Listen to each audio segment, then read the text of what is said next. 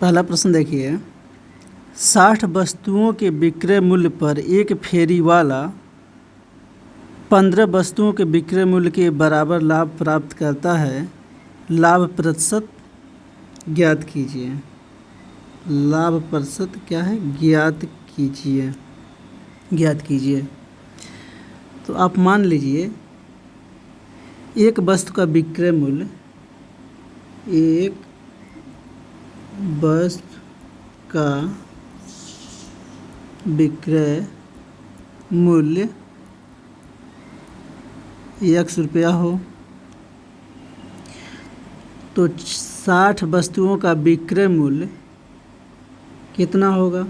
विक्रय मूल्य SP से आप लिख रहे हैं, 60 वस्तुओं का विक्रय मूल्य, तो 60 गुणे x बराबर 60x रुपया हो जाएगा विक्रय मूल्य।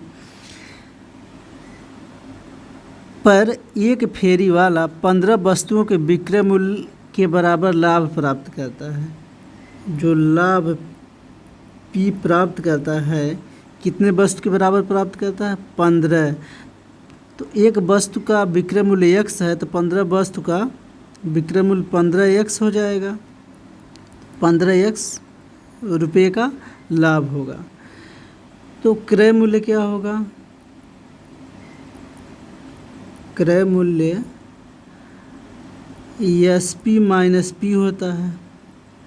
सेलिंग प्राइस में से हम जो लाभ है उसको घटा देंगे तो हमारा क्या हो जाएगा? क्रय मूल्य निकल जाएगा। तो 60x में से आप कितना घटाइएगा? 15x घटाइएगा तो कितना आ जाएगा? 45x आपका क्रय मूल्य आ जाएगा। तो जब लाभ प्रतिशत आप निकाल रहे होते हैं, तो लाभ प्रतिशत जो आता है, लाभ प्रतिशत जो होता है, लाभ बटा क्रय मूल्य गुणे 100। लाभ यहाँ आपका 15x के बराबर हो रहा है। क्रय मूल्य आपका कितना आ रहा है? 45x आ रहा है। गुणे 100 करिएगा। 15x से 45x को काटिएगा, 3 बार में जाएगा, मान आ जाएगा आपका 33 सही 1/3%। कितना आएगा? 33 सही 1/3%। इस प्रश्न का ऑप्शन नंबर B सही होगा।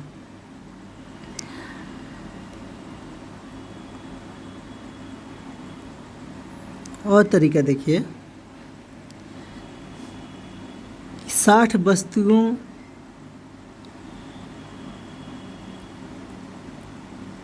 के विक्रय मूल्य पर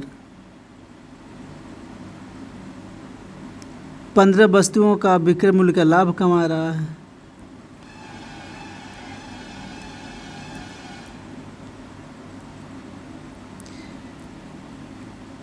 तो आप एक वस्तु का विक्रय मूल्य यूनिट मान लीजिए। कितना मान लीजिए? यूनिट मान लीजिए। मान लीजिए कि 1 है, तो 60 वस्तुओं का विक्रय मूल्य कितना होगा? 60 होगा। जब आप एक वस्तु का विक्रय मूल्य 1 मान लिए, तो 60 वस्तुओं का विक्रय मूल्य 60 होगा। और जो लाभ हो रहा है 15 वस्तुओं के विक्रय मूल्य के बराबर है। तो एक वस्तु का विक्रय मूल्य आप 1 माने हैं, तो 15 वस्तुओं के विक्रय मूल्य के बराबर लाभ हो रहा है, तो यहाँ कितना हो जाएगा? 15 हो जाएगा। आपका जो क्रय मूल्य CP होगा, SP में से आप CP घटाइएगा तो कितना आएगा? 45 आ जाएगा। कितना आ जाएगा? 45 आ जाएगा। तो लाभ प्रतिशत जो होगा P/CP गुणे 100। लाभ प्रतिशत बराबर लाभ बटा क्रय मूल्य गुणे 100। P का मान कितना है? 15 है। CP का मान कितना है? 45 है। इसमें गुना कितना कराइएगा? 100 का। 15 से 45 काटिएगा, 3 बार में जाएगा, आपका मान कितना आ जाएगा? 3 का भाग 100 में दीजिएगा तो 33 सही 1/3% होगा। तो इस प्रश्न का ऑप्शन नंबर B ही सही होगा। क्या होगा? B ही सही होगा। अगला प्रश्न देखिए,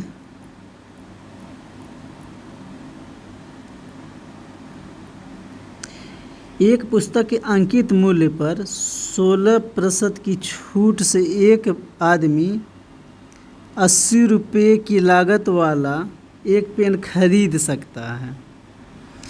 यहाँ आप देखिए लागत मूल्य क्या होता है कि उस पेन को बनाने में जितना रुपया खर्च आया है वह लागत मूल्य है।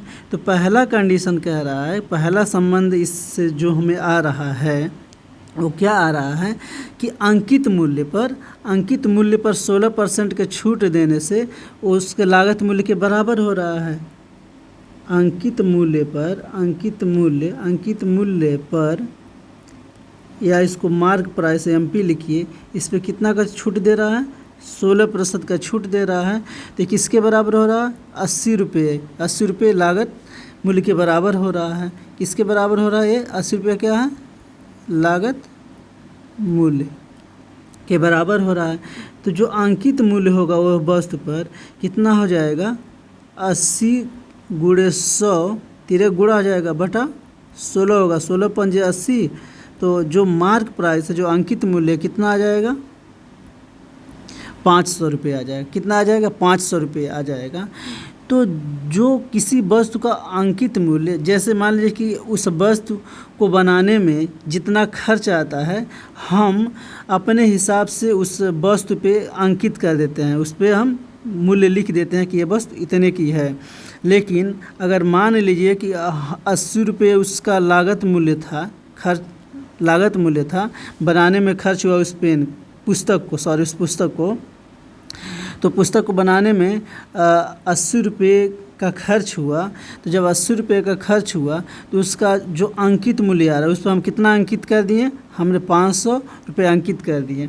अब कह रहे हैं कि इस अंकित मूल्य पे हम छूट दे रहे हैं। कितना दे रहे हैं? 16% का। तो जब आप किसी को 16% का छूट दीजिएगा तो आपको पेड कितना करना होगा? आपको 84% करना होगा। 100 में से 16 घटाए 84% आप पेड करिएगा। कितना पेड करिएगा? 84% आप पेड करिएगा। तो जब आप 84% पेड कर रहे हैं, किस पे? आप 500 का अंकित मूल्य का आप 84% आप पेड कर रहे हैं, तो वो कितना होगा? तो सेलिंग प्राइस के बराबर होता है। अंकित मूल्य पर जितना हम छूट देने के बाद जो राशि हमको बचता है वो क्या होता है? वो विक्रय मूल्य होता है, या जितना हमको भुगतान करना होता है। तो आप अंकित मूल्य कितना आया है? 500 आया। 500 पे जो आपका सेलिंग प्राइस है क्या है? SP हो गया, या जितना भुगतान आप कर रहे हैं, भुगतान राशि हो गया। भुगतान राशि जो होगा, भुगतान राशि क्या होगा? अंकित मूल्य 500 पे आप कितने का छूट दिए हैं? 16% का। तो जब 16% का छूट दे दिए हैं तो उस किताब का मूल्य कितना होगा? 84% ही होगा ना। तो 84% आप निकालिएगा तो 2 शून्य से 2 शून्य कैंसिल है, और 5 का 4 में गुना कराइएगा तो 20 अगर शून्य होगा, और 8 5 40 में 2 जोड़िएगा तो 42 हो जाएगा। कितना हो जाएगा? 42 हो जाएगा। तो उस पुस्तक का विक्रय मूल्य कितना हो जाएगा? 420 रुपया। तो उस व्यक्ति ने उस पुस्तक के लिए कितना पेड किया था? कितना पैसा दिया था? 420 रुपये पेड किया था।